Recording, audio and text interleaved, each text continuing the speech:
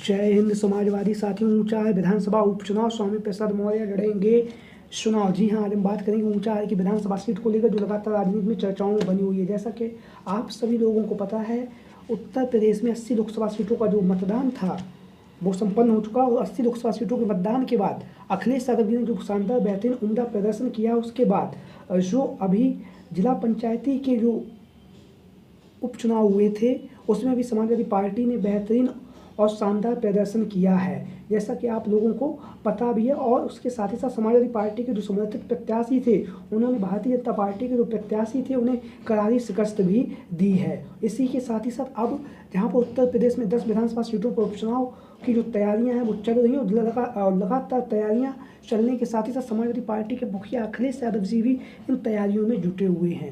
वहीं पर समाजवादी पार्टी के जो गद्दार विधायक थे जिन्होंने राज्यसभा के चुनाव में अखिलेश यादव जी के साथ में दगा दी थी और दगा देने के साथ ही साथ उन्होंने समाजवादी पार्टी के मुखिया अखिलेश यादव जी ने जो राज्यसभा में 3 सीटों पर अपने प्रत्याशियों का ऐलान किया था, उन प्रत्याशियों को वोट न देकर समाजवादी पार्टी के 8 गद्दार विधायकों ने समाजवादी पार्टी के जो प्रत्याशी थे उन्हें अपना वोट न देकर भारतीय जनता पार्टी के प्रत्याशी को वोट दिया था। इन 8 गद्दार विधायकों में आप सभी लोगों को पता भी होगा इनके नाम, क्या क्या नाम, उनके नाम जान लेते हैं।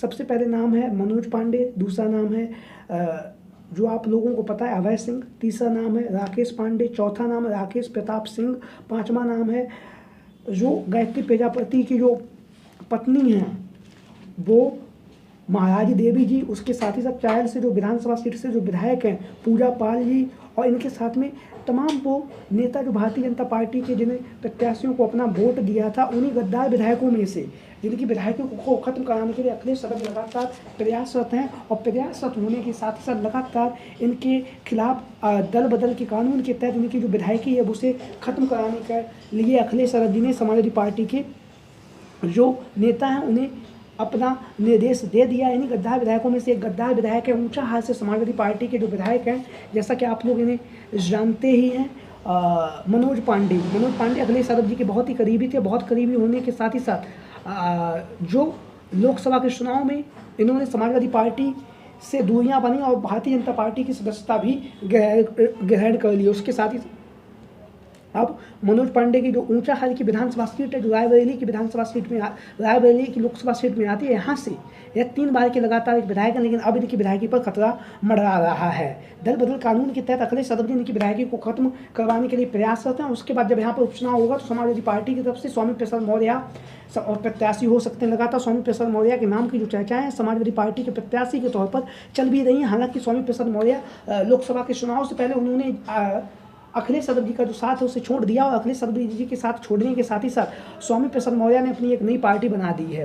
हालांकि पार्टी बनाने के बाद वह कुशीनगर की जो लोकसभा सीट थी वहाँ से चुनावी मैदान में उतरे, लेकिन उन्हें कोई भी वहाँ से फायदा नहीं हुआ। अगर चुनावी मैदान में नहीं जीत सके तो ऐसी स्थिति में स्वामी प्रसाद मौर्य एक बार पुनः समाजवादी पार्टी में शामिल हो सकते हैं। समाजवादी पार्टी में शामिल होने के साथ जिस तरह से सम्मान के साथ अखिलेश यादव जी ने जब वह 2022 के विधानसभा के चुनाव में विधानसभा की सीट नहीं जीत पाए थे, तब अखिलेश यादव जी ने स्वामी प्रसाद मौर्य को MLC बनाकर सदन में भेजने का काम किया था। लेकिन अब जब विधानसभा उपचुनाव होने जा रहा तो ऊंचा हाल की जो विधानसभा सीट है वो कहीं ना कहीं स्वामी प्रसाद मौर्य यहाँ से स्वामी प्रसाद मौर्य की है सीट है, यहाँ से उनका रुतबा भी माना जाता है। और रुतबा मानने के साथ ही साथ लगातार स्वामी प्रसाद मौर्य की नाम की चर्चाएं हैं वो मनोज पांडे की ऊंचा हाल की विधानसभा सीट पर ऊंचा हाल से समाजवादी पार्टी के प्रत्याशी के तौर पर चल रही हैं। क्योंकि आप सभी लोगों को पता ऊंचा हाल की जो विधानसभा सीट है यहाँ से स्वामी प्रसाद मौर्य के जो पुत्र हैं उत्कर्ष मौर्य जो उन्होंने 2 बार यहाँ से चुनावी मैदान में उतरे और चुनावी मैदान में उतरने के साथ ही साथ एक बार BSP से चुनावी मैदान में उतरे थे 2012 में और एक बार 2017 में